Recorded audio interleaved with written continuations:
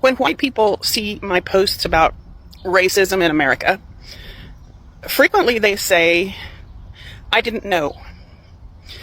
When black people see these comments, they say, "We already know. There is no way you didn't know. Don't pretend you didn't."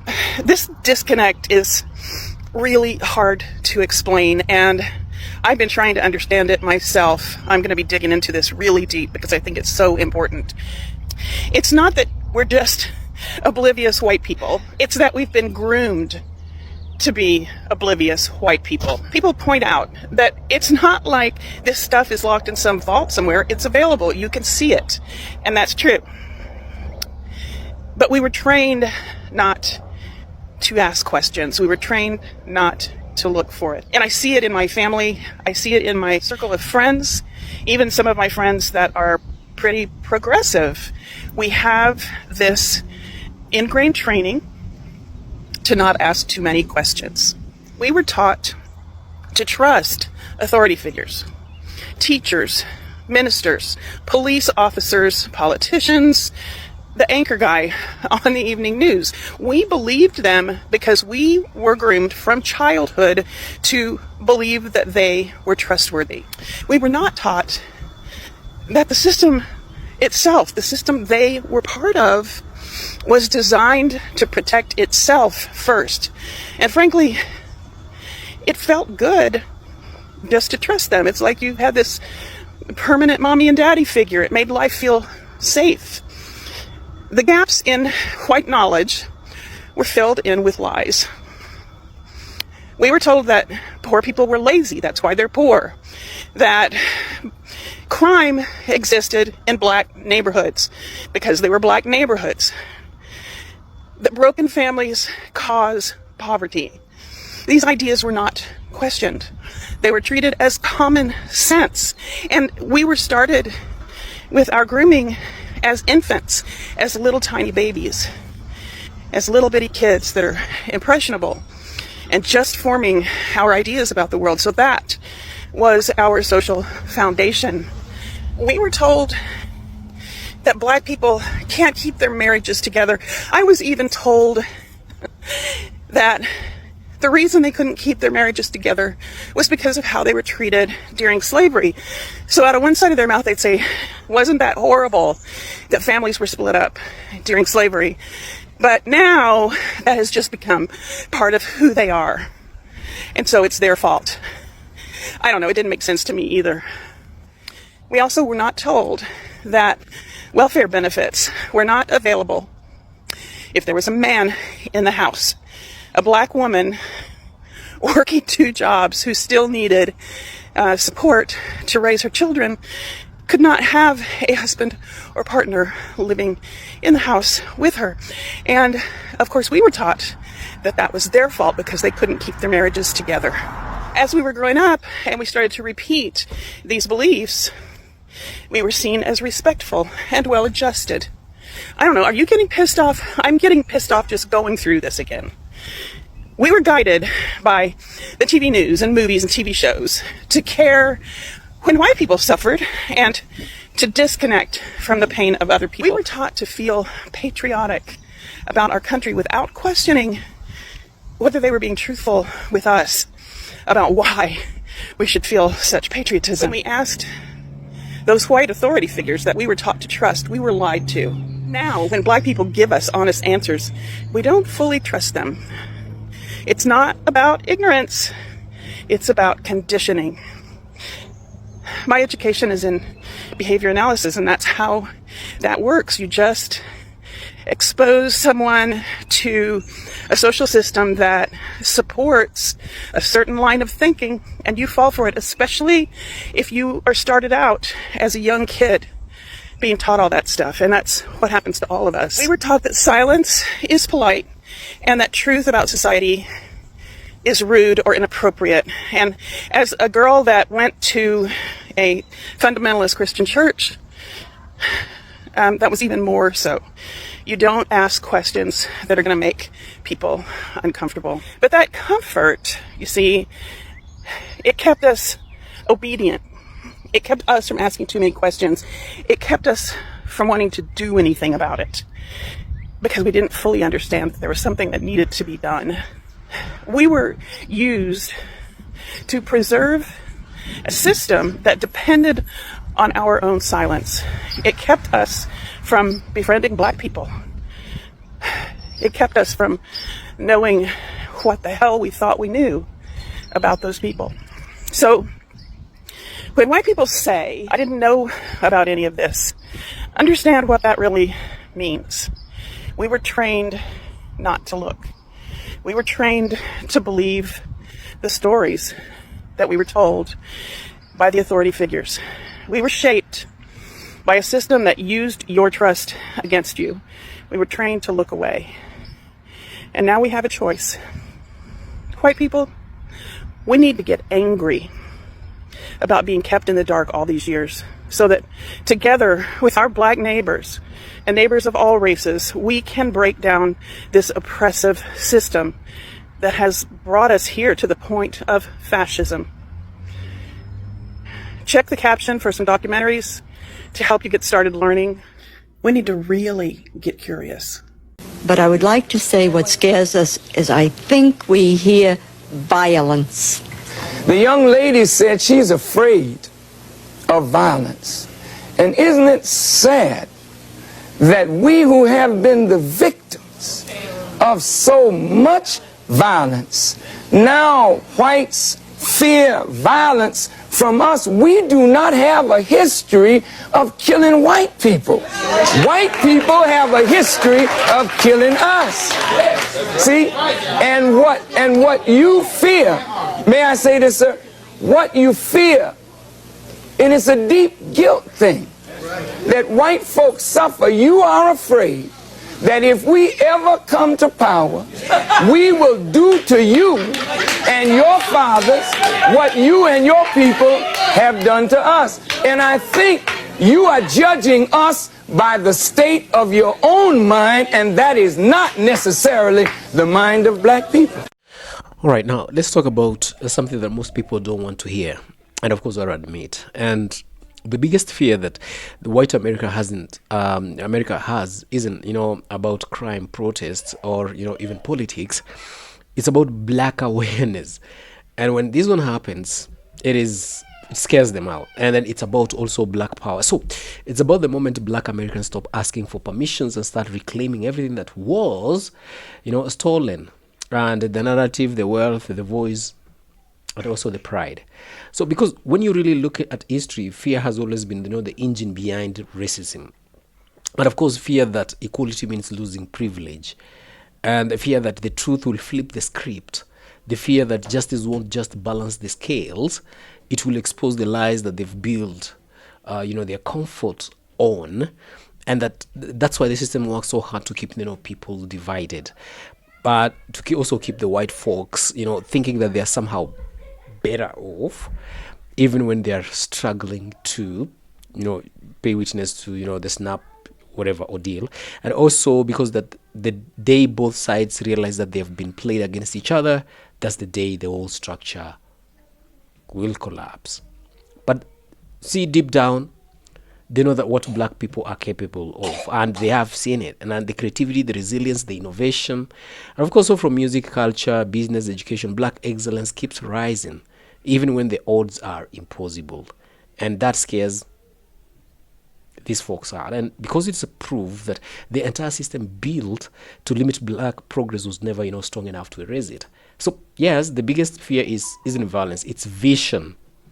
It is seeing Black communities build independently. It's seeing Black farmers buy their own land, doing their own thingies there.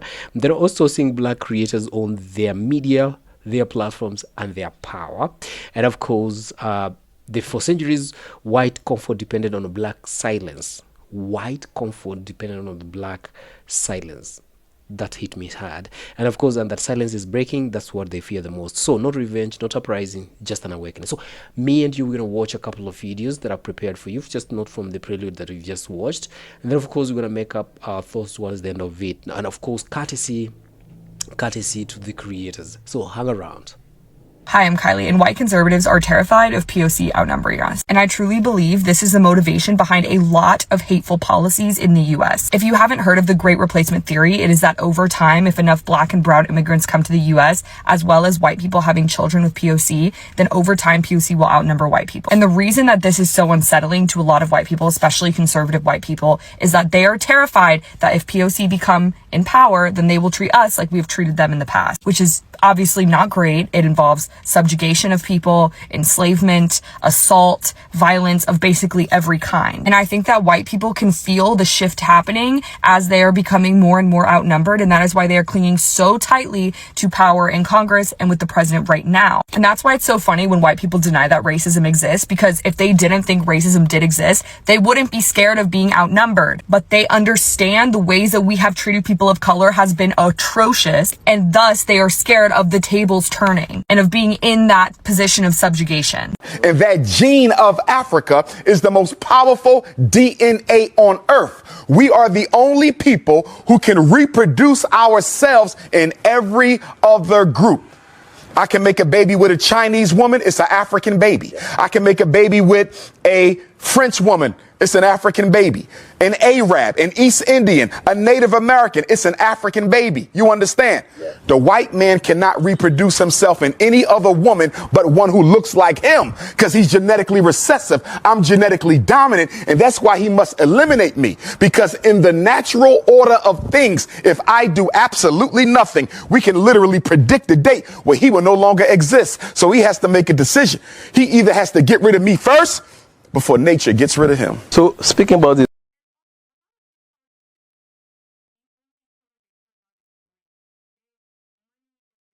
to my white brothers and sisters, I'm not politically correct. I tell it like it is. When I hear someone say go back to your country, it's always from a white person directed at a black or brown person. But that makes no sense because our ancestors weren't from here and we stole this land and we're still colonizing it. And when I hear black and indigenous and people of color talk about reparations, I hear a white person in the background yelling reverse racism. But that makes no sense because white people have never been and are not being oppressed based on their race. So white people, I have a question. Why are you so afraid of losing your position in society? Why are you so afraid of losing the comfort that white supremacy has given you? Why are you so afraid of actual equality? Learn up.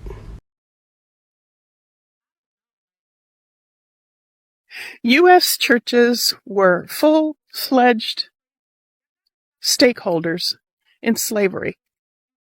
Episcopal, Presbyterian, Baptist, Methodist, major denominations owned enslaved people, rented them out, and in some cases, they confined them in jail-like pens beneath or beside their sanctuaries, while white Christians prayed upstairs.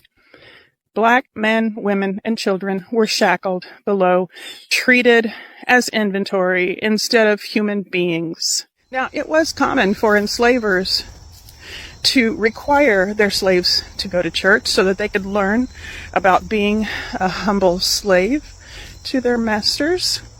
But these people held in the pens below were livestock waiting to be sold, being punished. Who knows what? Georgetown University's Jesuit priests sold 272 enslaved people in 1838 to pay off school debts. In Charleston, St. Philip's, and St. Michael's, they forced black attendees into upper galleries while white parishioners sat in comfort below.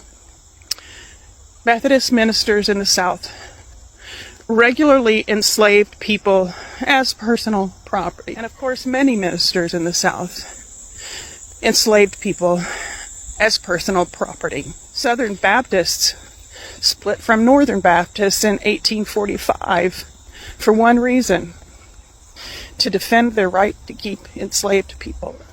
Churches built slave galleries to force enslaved people to attend services, but not sit with white people. And the sermons told them to obey their masters.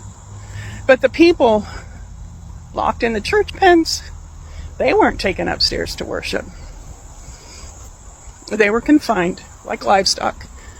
They were waiting to be sold, rented, or punished. The church baptized enslaved people. They preached a lot about obedience, and they promised them life after death in heaven, while profiting from their stolen lives on earth. This is white history, and white Christians especially need to own it.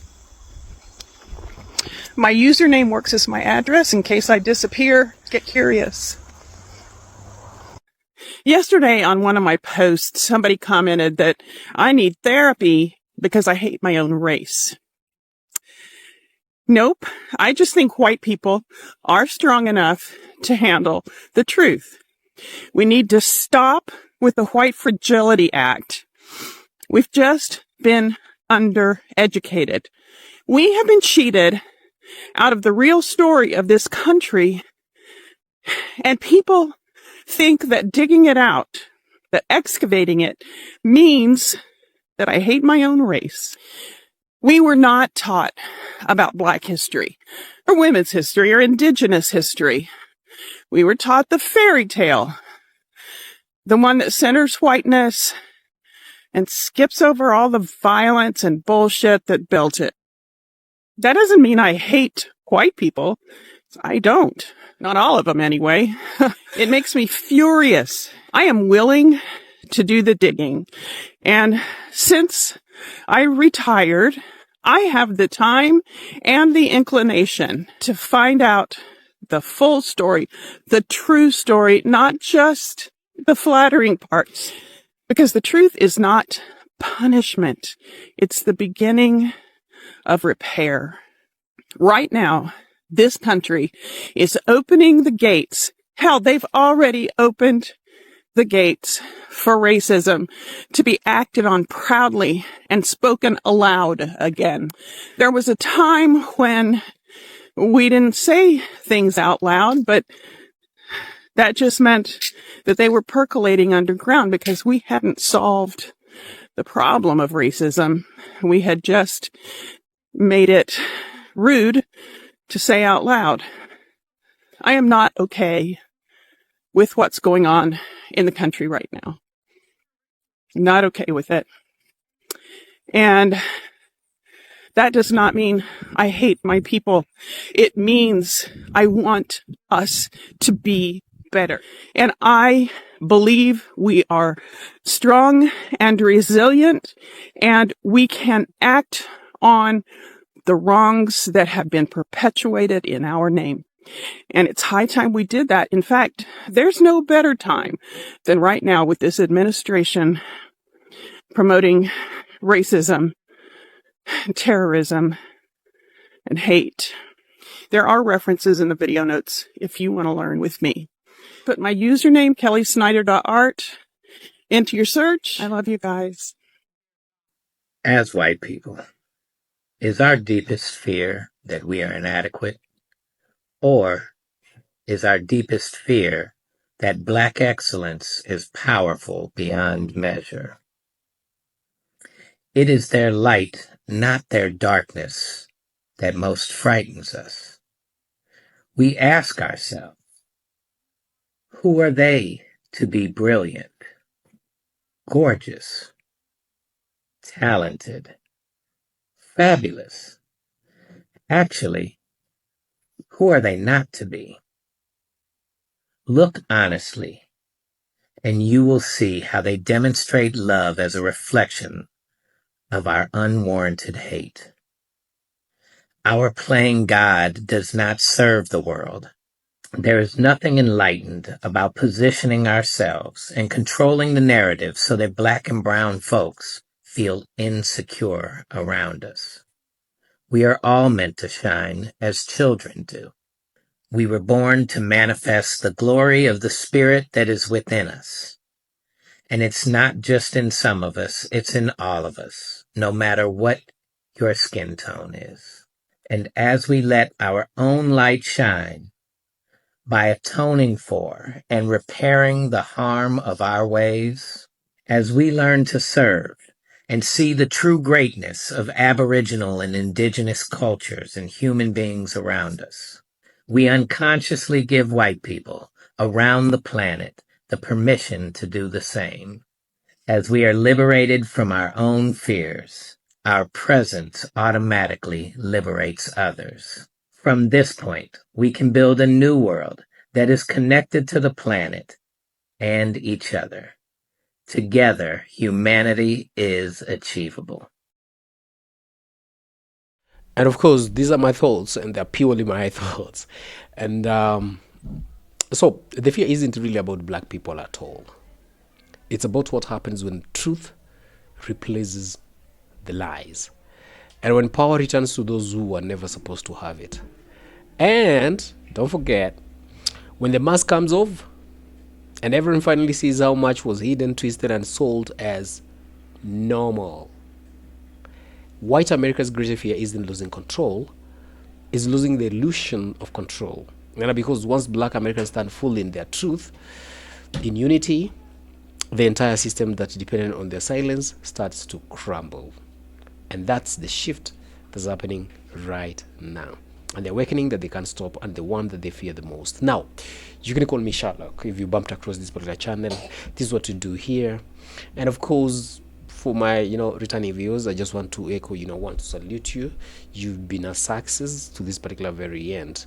And for the new returnees, how about a thumbs up? That will put a very big smile on my face. I guarantee that you'll be there for me in the future as we grow as a big family. See you in the next one.